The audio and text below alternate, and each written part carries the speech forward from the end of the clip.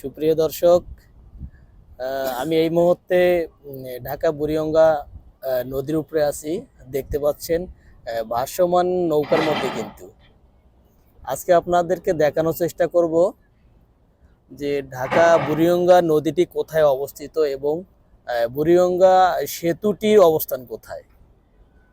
মূলত বুড়িগঙ্গা নদীটি হচ্ছে ঢাকা গুলিস্তান 0 পয়েন্ট থেকে 4 কিলোমিটার দূরত্বে ঢাকা মাওয়া হাইওয়ে রোড সংলগ্ন মধ্যস্থলে সেতুটি নির্মাণ করা হয়েছে এবং বুড়িগঙ্গা নদীটির দৈর্ঘ্যপ্রস্থ মোটামুটি অনেক বড়, কিন্তু এখন অনেকটা বিলুপ্তির পথে এই বুড়িগঙ্গা সেতুটি। আপনারা দেখতে পাচ্ছেন যে এই যে বুড়িগঙ্গা সেতুটি কিন্তু সামনে যে পোস্তগোলা এবং হাসনাবাদের মাঝামাঝি স্থানে কিন্তু পোস্তগোলা বুড়িগঙ্গার উপর সেতুটি নির্মাণ করা হয়েছে, যার মধ্যে সদরঘাট এবং দক্ষিণবঙ্গের যে বরিশাল অঞ্চলের লোকগুলোর জন্য যাতায়াত ব্যবস্থার জন্য একটা সুগন্তব্য স্থান, যেখানে ম্যাক্সিমাম পানিপথের নৌ যানবাহনগুলো কিন্তু এখানে চলাচল করে, যেমন বিভিন্ন লঞ্চ, স্টিমার, ট্রলার, ড্রেজার। এবং অন্যথায় ঢাকা মাওয়া পদ্মা সেতু হওয়ার পর থেকে কিন্তু এই নদীর উপরে অনেকটা দখল কমে গিয়েছে। আপনারা দেখতে পাচ্ছেন যে পানিগুলো কিন্তু অনেকটা স্বচ্ছ। আসলে বন্যার সময় বর্ষাকালীন সিজনে কিন্তু এই পানিগুলোর অবস্থা অনেক ঘোলাটে হয়ে যায় এবং এখানে কিন্তু ভাসমান পদার্থ দেখা যায়, এবং যখন পানিগুলো উপচে পড়ে তখন কিন্তু এই নদীটিকে মনে হয় যে বুড়িগঙ্গার মায়ের মতো দেখতে অনেকটা। বুড়িগঙ্গা সেতুটি মূলত নির্মাণ হয় 1996 সালে, আর এখন পর্যন্ত কিন্তু এই সেতুটি আর উন্নয়নের কোনো প্রকার গেজেট পাস করা হয়নি। আপনারা দেখতে পাচ্ছেন, আমি আপনাদের দেখানোর চেষ্টা করতেছি আন্দোলন 71 থেকে মিরাজ চৌধুরী। এই সেতুটিতে কিন্তু দৈনিক 30 থেকে 40 হাজার যানবাহন চলাচল করে। সেখানে মোটর বাইক, সিএনজি, বাস এবং অন্য অন্য সমজাতীয় পরিবহন চলাচল করে।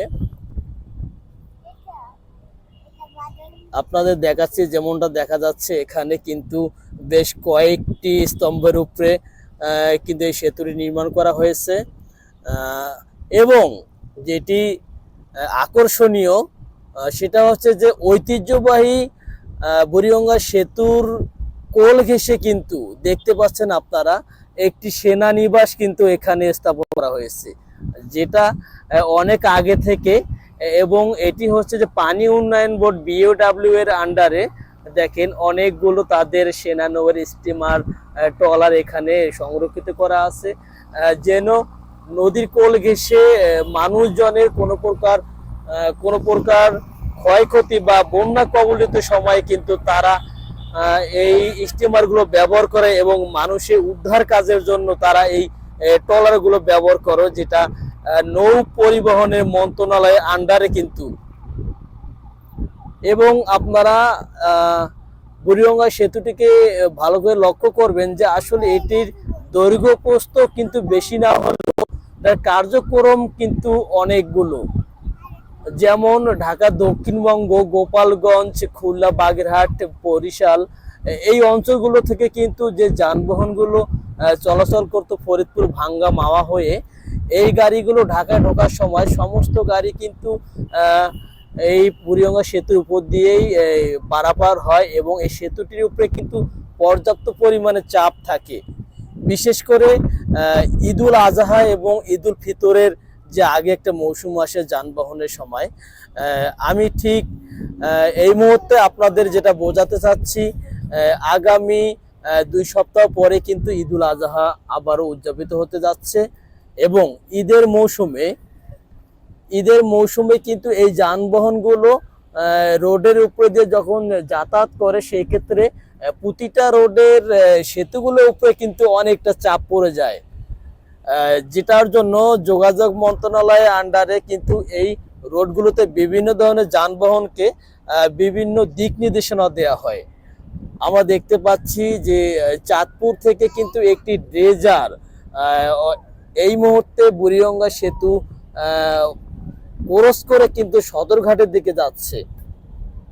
আর এই ড্রেজারগুলো দিয়ে কিন্তু বিভিন্ন নদীর মাঝখান থেকে বিভিন্ন টেন্ডারের বালিগুলো যে বালি যে উত্তোলন করা হয়, সেগুলো নিয়ে কিন্তু অনেক সরকারি বেসরকারি প্রতিষ্ঠানের কার্যক্রমগুলো কিন্তু কমপ্লিট করা হয়। দর্শক, ধন্যবাদ। মিরাজ চৌধুরী, আন্দোলন ৭১।